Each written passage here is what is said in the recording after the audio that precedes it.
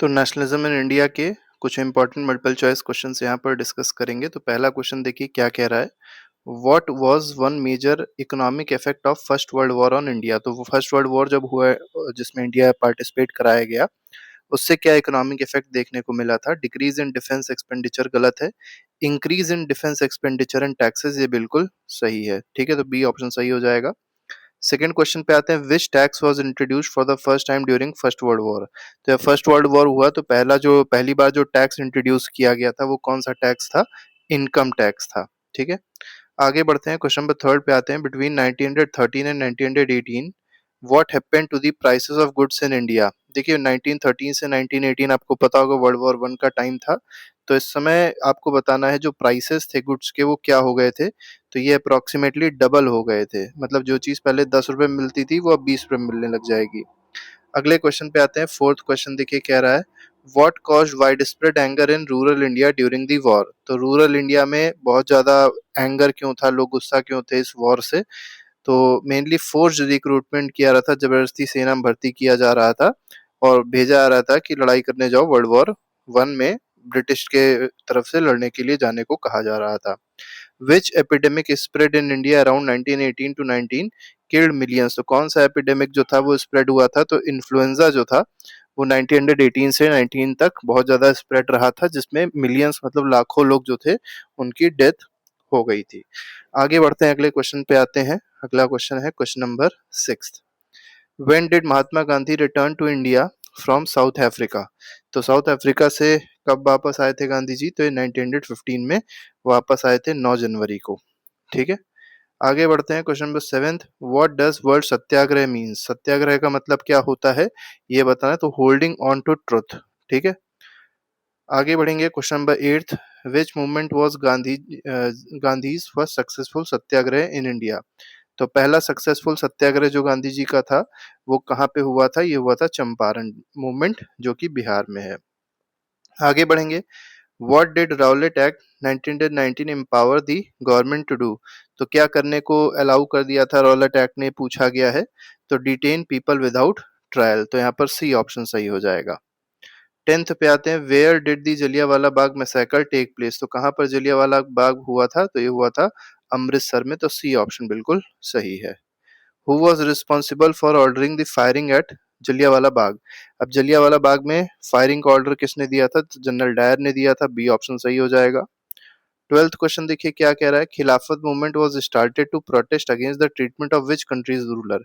तो देखिए खिलाफत मूवमेंट जो स्टार्ट हुआ था मेनली खलीफा को जब हटा दिया था, जो टर्की का खलीफा था उसको हटा दिया गया था, तो ये मूवमेंट इंडिया में भी स्टार्ट हुआ था ब्रिटिशर के अगेंस्ट। तो ए ऑप्शन बिल्कुल सही है। 13 पे आते हैं। Who were the main leaders of खिलाफत मूवमेंट। मेन लीडर्स जो थे वो दो थे, शौकत अली और मोहम्मद अली, खिलाफत मूवमेंट के। अगले क्वेश्चन पे आएंगे। In which session was non cooperation movement adopted. तो कौन से सेशन में नॉन कॉपरेशन मूवमेंट को अडॉप्ट कर लिया गया था? तो नागपुर सेशन 1920 में जो हुआ था उसमें अडॉप्ट किया गया था नॉन कॉपरेशन मूवमेंट को। According to Gandhi ji British rule in India could be ended by. तो गांधी जी के हिसाब से ब्रिटिश रूल जो था इंडिया में वो कैसे खत्म किया जा सकता है, आपसे पूछा गया इस क्वेश्चन में। ठीक है, तो ये खत्म किया जा सकता है bye non cooperation by Indians. तब इंडियन जो है कॉपरेट नहीं करेंगे, नॉन कॉपरेशन करेंगे ब्रिटिशर के साथ, तभी इसको एंड किया जा सकता है। 16 पे आते हैं। Why did Mahatma Gandhi withdraw non cooperation movement in 1922। क्यों विड्रॉ कर लिया था नॉन कॉपरेशन मूवमेंट को, ये पूछा गया है। ठीक है, तो क्योंकि मूवमेंट जो था वायलेंट हो गया था चौरी चौरा के बाद। तो यहाँ पर बी ऑप्शन बिल्कुल सही है। 17th क्वेश्चन पे आते हैं। 17th question. Which leader form the Swaraj party with in Congress after 1922। तो 1923 में मेनली फॉर्म करी थी, आफ्टर 1922 है। तो कौन से दो लीडर्स थे? सी आर दास और मोतीलाल नेहरू ने स्वराज पार्टी का फॉर्मेशन किया था। What was the main purpose of Simon Commission 1928। तो साइमन कमीशन का मेन पर्पस पूछा गया, ये क्या था? तो ये था to review constitutional reforms in India. तो कॉन्स्टिट्यूशनल रिफॉर्म जो हो रहे थे उसको रिव्यू करने का काम था साइमन कमीशन का। 19 पे आते हैं। What was Simon commission, why was Simon commission boycotted by Indians. तो इंडियंस ने साइमन कमीशन को बॉयकॉट क्यों किया था? क्योंकि इसमें 7 मेंबर्स थे और सातों के सातों अंग्रेज थे, कोई भी इंडियन मेंबर इसमें नहीं था। 20th क्वेश्चन पे आते हैं। What slogan did Indians raise to protest the Simon commission.